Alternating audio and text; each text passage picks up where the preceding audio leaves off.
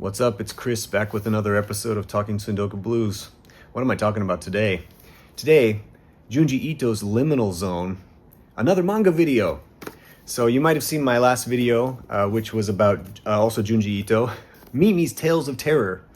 But unlike Mimi's Tales of Terror, which was adapted by Junji Ito but not written by him, Liminal Zone is pure Ito. In fact, interestingly enough, the format for this one is a little bit different. It's still manga, it's still black and white, but for the first time ever in his career, he didn't have to pay attention to page counts. And he really didn't have a lot of editorial oversight. Sometimes his editors are breathing down his neck and telling him what to do. And this time he was pretty much free to do literally whatever he wanted. And so I want to talk about that a little bit more later in this video. I hope you join me for my overview. Let's go.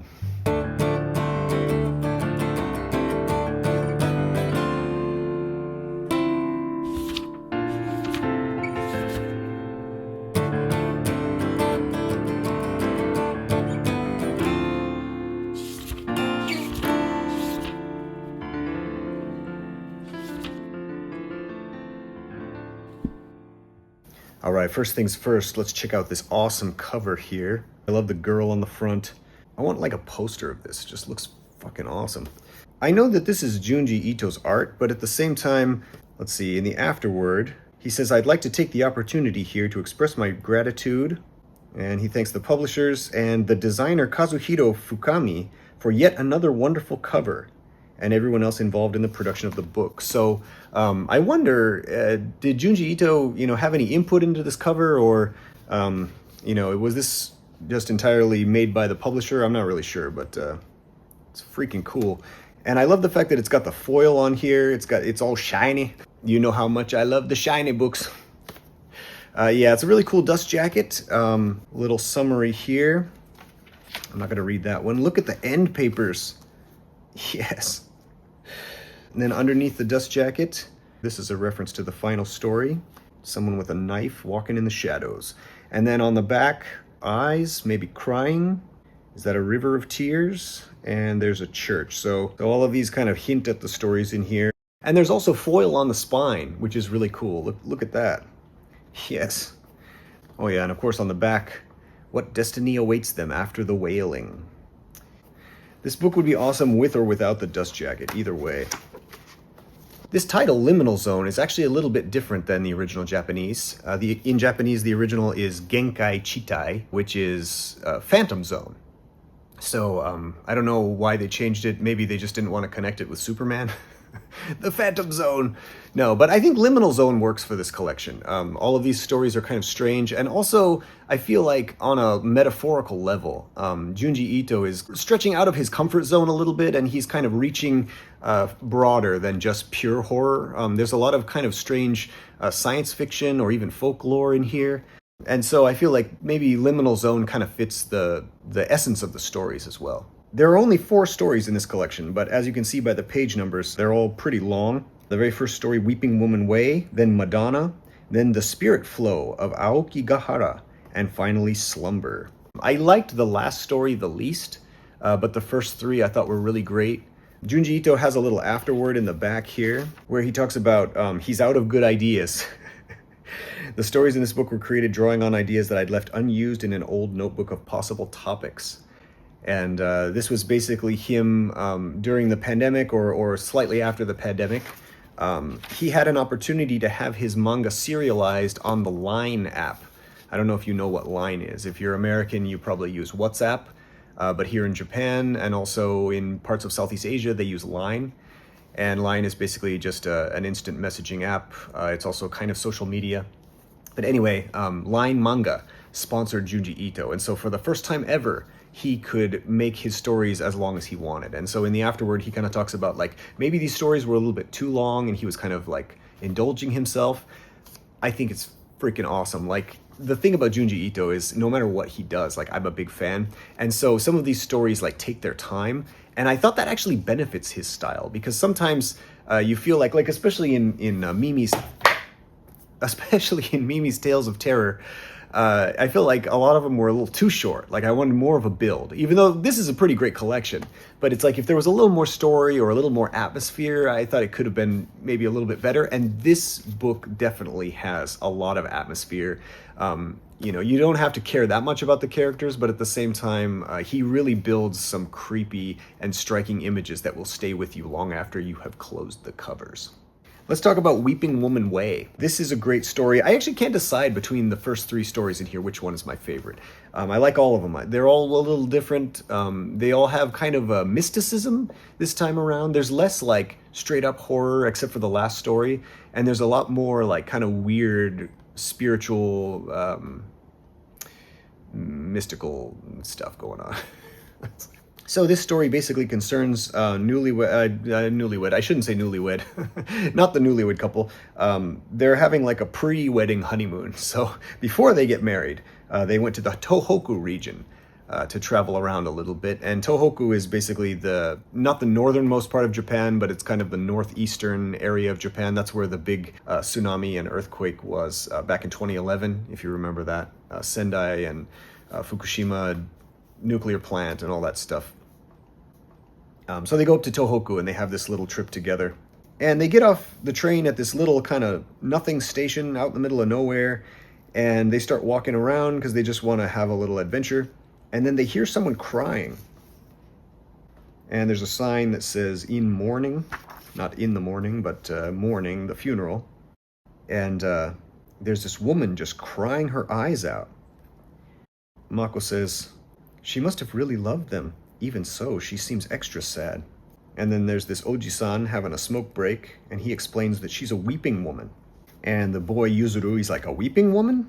And he's like, "Are you travelers? I guess you wouldn't know our customs. I haven't seen one myself. It's kind of an old tradition. Back in the day, people used to always call one to funerals. It was the ultimate service for the dead." So Yuzuru says, "So that's a job? But it looks like she's really crying." "She is really crying," says the Oji-san. "The weeping women around here are no fakers.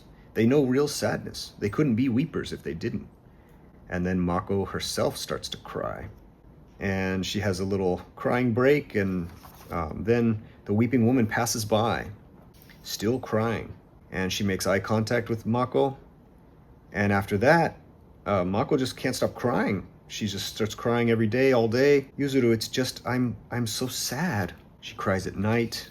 And he thinks maybe Mako's unhappy with him. And then one morning, they wake up and the bed is soaked from her tears.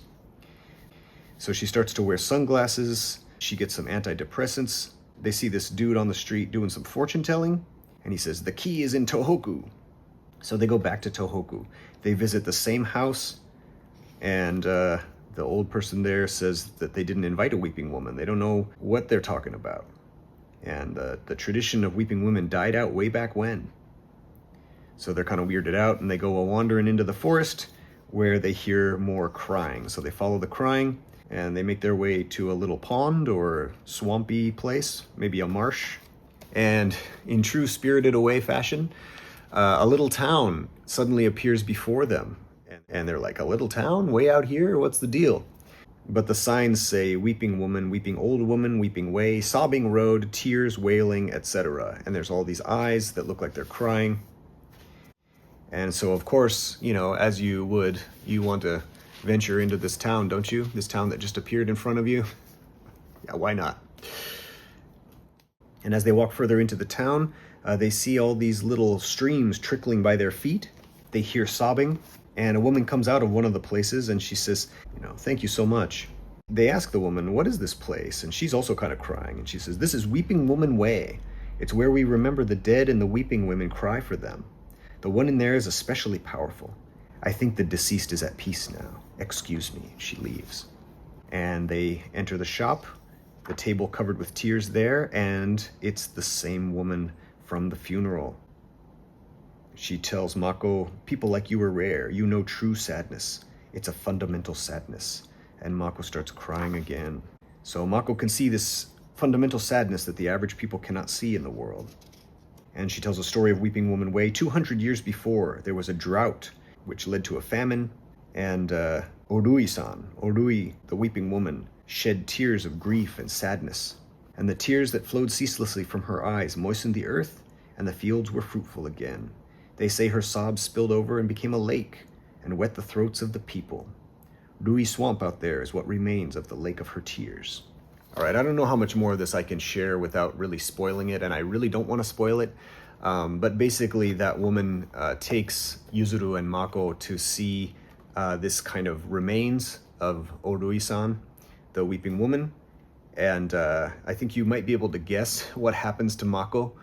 But it's quite a bit more grotesque than you would imagine. It does start to get pretty creepy and pretty sad. For a story about weeping women, it's it's grotesque, but it's also, it's sad. I felt very moved and maybe even a little depressed by the end of this, but it was beautiful. It's kind of a beautiful story, actually. It's horror, sure, but it's like there's something more in there, and I guess that's why I like this collection, because it's not just straight up horror in the way that some Junji Ito can be. Yeah. All right, let's move on to Madonna. Madonna is a really interesting story. Junji Ito taking on the church, or the Catholic schools, I guess. So basically, there's this new girl in school named Maria, and she's going to Tensei Academy. Tensei is like, what does that mean? Like the gift from God Academy or something like that. And then the principal's wife is nicknamed the Madonna. She's a kind of an angry, very strict woman. So she catches Maria and her friend chatting during the chapel. And so for 2 hours, she makes them pray in front of the statue. And Risa can't take it. She falls over. And then the Madonna gets moved by the admiral spirit of Maria Amano. This is kind of interesting. There's like a bilingual pun in this story where at the bottom of the page here, you can see Madonna. It's the kanjis of evil, angry woman. And so it's pronounced Madonna. So that's kind of funny. So they call her like an evil witch woman. And so Risa says, she really is an angry witch woman, but she didn't used to be like that. She used to be beautiful. And back when she married the principal, she was gorgeous. But then the principal cheated on her, and her anger turned her into this angry woman. And then she talks about how the principal's now cheating again with the Bible studies teacher, because she's also very beautiful. And the witch woman also used to be the principal's lover. He cheated on his original wife with the Madonna, and now he's cheating on the Madonna with the Bible studies teacher. But then as she's telling the story, Risa starts to get kind of tired. And she's like, I feel so out of it. I'm going to go to bed. And then Maria notices that there is some salt pouring out of her ear. Why is there salt pouring out of her ear? The next day, Maria's walking in the garden and she sees these weird kind of pieces of statues. Maybe it's some kind of art thing. And she sees a girl licking this rock. And she's like, it's salty. It's so good. And then Maria starts to realize that like all these people are just fucking weird in this school. And so basically Maria will get wrapped up into this very, very bizarre situation with the principal and his history of his lovers and cheating on his women and strange wrath of God kind of shit going on. So it definitely goes where you don't think it's going to go, or it definitely will surprise you. You cannot predict the ending to this one. It's really weird, and I love it. All right, moving on to the Spirit Flow of Aokigahara. This one I can only talk about just a little bit because it's short. It's shorter, and it's really simple, but it's really weird, and it kind of reminded me of like a Japanese version of the X-Files in a way. It had like an X-Files vibe. So basically, Norio Taniguchi has entered Mount Fuji's sea of trees to die on his own terms. He has a progressive disease, he's terminally ill, and his girlfriend Mika came with him, and she also wants to kill herself. So, in Japan, there are places known as the suicide forest or suicide bridge or things like that where a lot of people go. Oftentimes, they will go together. They take a long time looking for a place to die, and so they decide to make a little camp and continue on the next day so they can find the appropriate place. And at night, they see this weird light through the trees. And then the next day they look and all of the trees, their bark has been peeled off and kind of polished in a way. There's no leaves, there's no bark, or it's just completely smooth. And it's like a belt that leads to Mount Fuji. So the forest itself has this sort of stripe, almost like a river. And they follow it for a long time and they find this strange kind of lava cave. And Norio-san's like, oh, maybe it's that cave, Dragon's Mouth. People have been saying it exists forever, but I heard it's really hard to get to. I guess Dragon's Mouth is the exit for the Spirit Flow. And Mika's like, Spirit Flow? And then Nordio explains, it's this phenomenon where spirits move together in a cluster.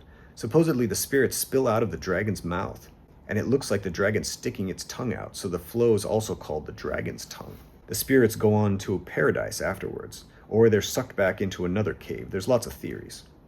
There's actually a network of countless caves beneath the forest, and some people say the spirit flow actually runs freely in all directions.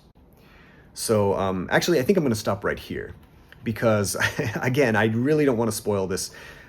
Just suffice to say that something is inside of this cave, and oh my god, that story was amazing.